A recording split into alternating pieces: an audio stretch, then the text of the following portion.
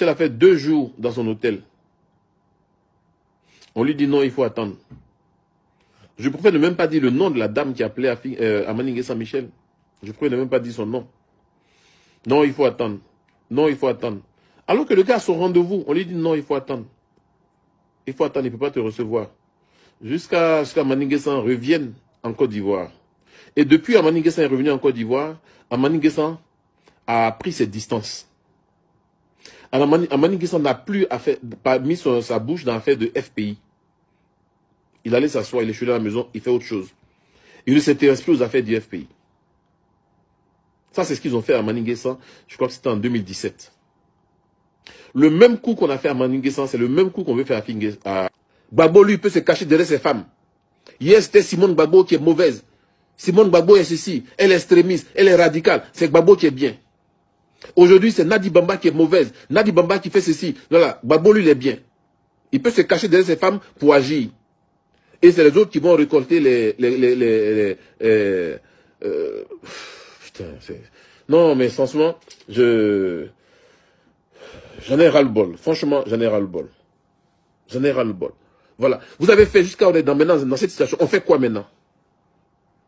On fait quoi? 2020 arrive. Dans une quinzaine de mois. On fait quoi?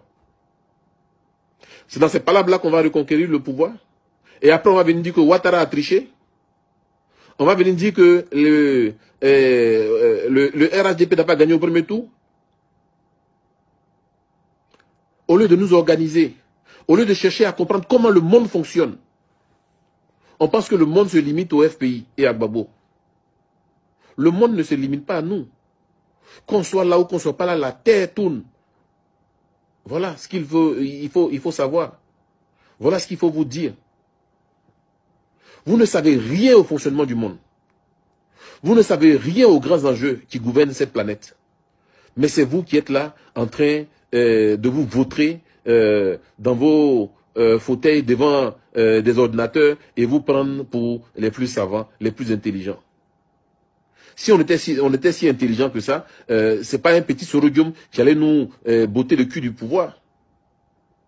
Si on était si intelligent que ça, si on était si fort que ça, c'est pas Ouattara avec un téléphone assis dans un hôtel qui allait nous botter le cul du pouvoir. Soyez un peu humble, remettez-vous un peu en cause. Remettez-vous un peu en cause. On est au pouvoir, on n'a aucun ami, on ne connaît personne. Ouattara est dans l'opposition, il connaît tout le monde. Il nous ferme le robinet partout. Il nous éjecte du pouvoir.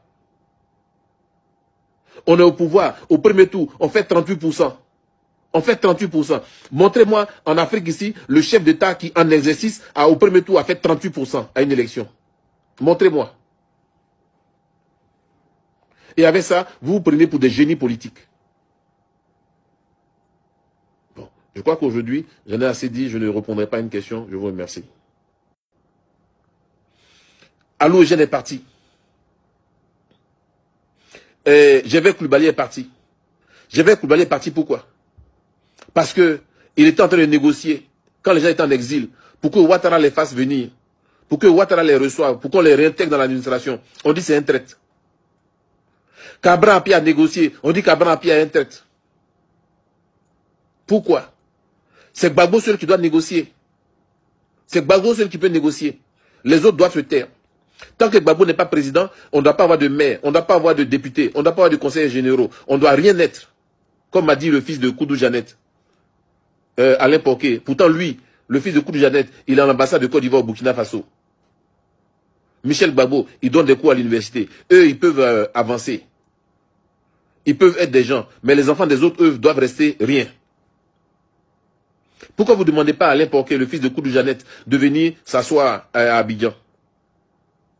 L'appartement de Gbagbo à la Riviera Elias. Qui habite l'appartement de Gbagbo? Qui l'habite? Alain Tano. C'est qui Alain Tano? Le frère de la femme d'Ahmed Bakayoko. Le frère de la femme d'Ahmed Bakayoko. C'est elle qui occupe l'appartement. Mais en 2012, Ouattara ne vous a pas donné 125 millions? au titre du fonctionnement du parti. Vous avez pris ou vous n'avez pas pris? Et vous avez venu dire, ouais, Afin N'Guessan saisit la justice de Ouattara. Vous avez pris ces 125 millions, oui ou non? J'ai une copie du chèque. Qu'est-ce que vous avez fait de cet argent?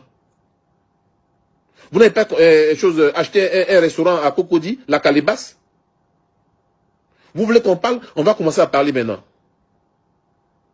Écoutez, arrêtez un peu. Vous voulez faire passer Afin N'Guessan pour un diable? Alors qu'on sait ce que vous faites? Alors qu'on sait où vous émargez? Vous voulez qu'on parle pour rendre la réconciliation au FPI encore plus difficile? C'est pas parce qu'on n'a rien à dire qu'on ne parle pas. C'est parce qu'on est sage. C'est parce qu'on est intelligent. C'est parce qu'on sait que malgré nos palabres, tôt ou tard, on va s'asseoir. Et ce qu'on dira pourra se retourner contre nous. Et c'est pour ça qu'on ne parle pas. Sinon, vous n'êtes pas plus propre qui que ce soit. Moi, je peux dire que je suis propre. Je peux vous dire même, si vous avez des choses contre moi, allez le dire. Si un jour le FPI m'a donné 1 franc, allez le dire. Allez le dire partout. Si le FPI m'a nommé un jour à un poste, allez le dire partout. Je vous donne l'autorisation. Je n'ai rien reçu du FPI, je n'attends rien du FPI, mais j'ai tout donné au FPI. J'ai financé la campagne de Gbagbo à Dimokro, alors que c'était Zipol David qui était le directeur de campagne. Donc arrêtez de nous faire parler. Parce qu'on a aussi beaucoup de choses à dire. On ne va pas rester là tout le temps à se faire insulter. Il y en a marre à la fin. Donnez le parti de Gbagbo. Donnez le parti de Gbagbo. Gbagbo a créé le FPI tout seul.